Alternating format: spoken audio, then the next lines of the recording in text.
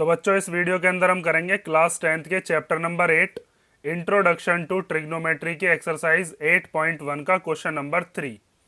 तो question number 3 दिया है if sine A equal to 3/4 calculate cos A and tan A. हमें sine ए की वैल्यू बताई है 3/4 है और हमें बताना है कि कॉस ए की वैल्यू कितनी होगी और टेन ए की वैल्यू कितनी होगी। तो इसको करने का मेथड क्या है कि सबसे पहले तो आप ट्राइंगल कंप्लीट करोगे, एक ट्राइंगल बनाओगे और उस ट्राइंगल में देखोगे कि ये जो साइन में हमें 3/4 वैल्यू बताई है ये कौन कौन सी चीज़ों की वैल्यूज हमें बताई गई हैं। तो पहले एक ट्राइंगल हम ड्रॉ कर लेते हैं और उस ट्राइंगल में एक एक्यूट एंगल मानते हैं ए पॉइंट पर।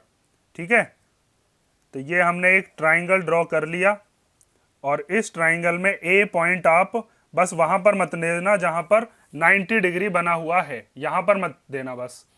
तो हम क्या काम करते हैं, मान लेते हैं कि ए वाला पॉइंट यहां पर है बी पॉइंट और यहां पर क्या है सी पॉइंट। ठीक है, अब ये ट्राइंगल बनने के बाद मैंने आपको जो शॉर्ट ट्रिक बता रखी है उसके हिसाब से आप देखोगे साइन क्या होता है जिसकी वैल्यू हमें दे रखी है और कॉस ए और टेन ए हमें निकालने हैं, तो वो दोनों हम कैसे निकाल पाएंगे ये चीज आपको देखनी है। तो वो शॉर्ट ट्रिक क्या है, वो है प्यारे बेटा पप्पू हौले हौले और बोल। यहां पर होता है आपका साइन, ठीक है, साइन ए है मान लीजिए, यहां पर क्या होगा आपका कॉस ए और इधर क्या होता है टेन ए। प्यारे बेटा पप्पू हौले हौले बोल और सोना चांदी तोल। तो इसमें हमको किसकी वैल्यू बताई है, साइन ए। और साइन ए क्या होता है, परपेंडिकुलर अपॉन हाइपोटेनस होता है। तो इसका मतलब ये हमें परपेंडिकुलर दे रखा है 3 और हाइपोटेनस दे रखी है 4। हम जब कॉस ए निकालेंगे तो हमें वहां पर भी बेस की जरूरत पड़ेगी और टेन ए में भी बेस की जरूरत पड़ेगी। इसका मतलब हम पहले ये ट्राइंगल जो है इसको कंप्लीट करना पड़ेगा। तो तरीका देखो, सबसे पहले आपको क्या दे रखा है, हमें दे रखा है कि साइन ए इक्वल टू कितना है 3/4 और साइन होता क्या है, साइन होता है परपेंडिकुलर अपॉन हाइपोटेनियस। ठीक है, तो ये हमने लिख लिया। अब बात आती है कि परपेंडिकुलर होगा कौन सा। तो मैंने आपको बताया था कि जिस भी एंगल के रेफरेंस में हम बात कर रहे हैं, जैसे यहाँ पर एंगल ए है तो एंगल के जो सामने वाली साइड होती है, जैसे एंगल ए है इस एंगल के जो सामने वाली साइड है यही वाली साइड क्या कहलाएगी, परपेंडिकुलर। तो ये बी सी हो गया अपना परपेंडिकुलर। ठीक है, इस एंगल ए से जो लगी हुई साइड है मतलब नीचे वाली, ये क्या हो गया, ये हो गया बेस। और जो 90 डिग्री के सामने वाली साइड होती है उसको हम क्या कहते हैं, वो होती है अपनी हाइपोटेनियस। तो ये हो गई हाइपोटेनियस। ठीक है, तो हमें परपेंडिकुलर की जो नाम है वो लिख लेते हैं, वो कितना है बी सी, और हाइपोटेनियस जो है उसका नाम क्या है, वो है ए सी। तो हमें साइन ए की वैल्यू बताई भी है 3/4। तो अब हम क्या करते हैं, इसमें लगाते हैं पाइथागोरस थ्योरम और पाइथागोरस थ्योरम लगाने के बाद वहां से हम बेस की वैल्यू निकालेंगे। फिर हमें कॉस ए और टेन ए की वैल्यू बतानी है ना, तो वहां पे बेस की जरूरत पड़ेगी हमें। तो अब हम लगाते हैं in triangle A B C, इसके अंदर 90 डिग्री के सामने वाली हाइपोटेनस हो गई ए सी, तो वो अकेली एक तरफ आएगी।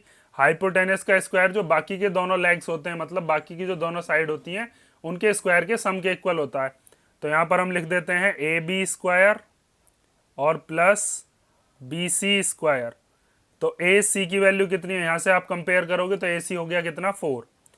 के वगैरह मान के भी कर सकते हो आप, 4K 3K, वो के कैंसिल ही हो जाते हैं। यहाँ पर भी जब आप सॉल्व करोगे वो के वगैरह कैंसिल हो जाते हैं, तो आप डायरेक्ट ऐसे ही लेकर चलना। तो 4 स्क्वायर, ए बी कितना है, ए बी तो हमें पता ही नहीं है, ए बी तो हमें निकालना है। और उसके बाद आता है बी सी, बी सी मतलब जो परपेंडिकुलर है वो कितना दे रखा है, वो है 3, तो 3 का स्क्वायर। ठीक है, यहाँ से आप लिख सकते हो ए सी कितने की है 4 की, मतलब हाइपोटेनस 4 है और परपेंडिकुलर बी सी जो है ये वाला, ये कितना दे रखा है, ये है 3। तो अब यहाँ पर 4 का स्क्वायर हो गया 16 इक्वल टू में ए बी स्क्वायर प्लस 3 का स्क्वायर हो गया 9। ये जो प्लस का 9 है इसको इधर ले आते हैं तो इधर आकर ये हो जाएगा माइनस का 9 और इक्वल टू में बचा ए बी स्क्वायर। जब 16 में से 9 जाएगा तो 7 बचेगा, इधर से स्क्वायर हटाएंगे तो क्या आ जाएगा इस पर, रूट। तो ए बी की वैल्यू कितनी आ गई, √7। और 7 जो है ये परफेक्ट स्क्वायर नहीं होता क्योंकि ये प्राइम नंबर है और प्राइम नंबर्स का जो रूट है वो ऐसे ही रहता है, ये बाहर नहीं निकल पाएगा। ठीक है, तो ये हो गया आपका ए बी की वैल्यू कितनी आ गई हमारे पास, जो बेस था √7। अब आपको किसकी वैल्यू चाहिए, कॉस ए की। तो यहाँ पर आप लिखोगे कॉस ए क्या होता है, बेस अपॉन हाइपोटेनियस। तो यहाँ पर हम लिखते हैं बेस अपॉन हाइपोटेनियस। तो बेस का नाम क्या है, बेस है ए बी और हाइपोटेनियस कितनी है, वो है ए सी। तो ये दोनों हमने लिख लिया। अब ए बी की वैल्यू कितनी है वो तो अभी निकाली है, तो उसको आप लिख लोगे √7, और जो अपनी हाइपोटेनस है वो कितनी दे रखी है, वो थी ए सी कितने की, 4 की। तो ये हो गया √7/4 कॉस ए की वैल्यू।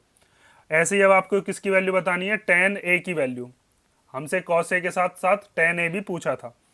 तो यहाँ पर अब हम निकालते हैं tan ए।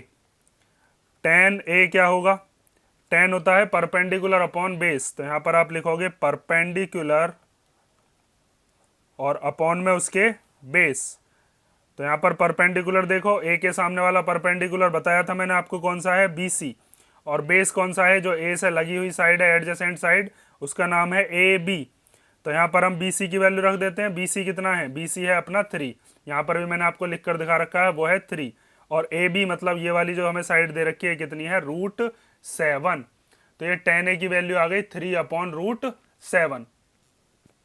तो ये हो गया आपका क्वेश्चन नंबर 3। इसमें कोई डाउट हो तो आप कमेंट करके पूछ लेना, और नेक्स्ट वीडियो के अंदर हम करेंगे क्वेश्चन नंबर 4। ठीक है, ये जो चीज़ है ये मैं आपको रफ के लिए बता देता हूँ, ये इतनी। ये रेशोज बहुत इंपॉर्टेंट है, इसी से ही आप साइड्स का रेशो बनाओगे। ठीक है, और यहाँ पर नीचे क्या होता है, साइन का रेसिप्रोकल कॉस सेक, कॉस का क्या होता है सेक, और tan का क्या होता है कॉट। ये चीज़ आपने इंट्रोडक्शन में भी कर ली होगी। चलो नेक्स्ट वीडियो में मिलते हैं।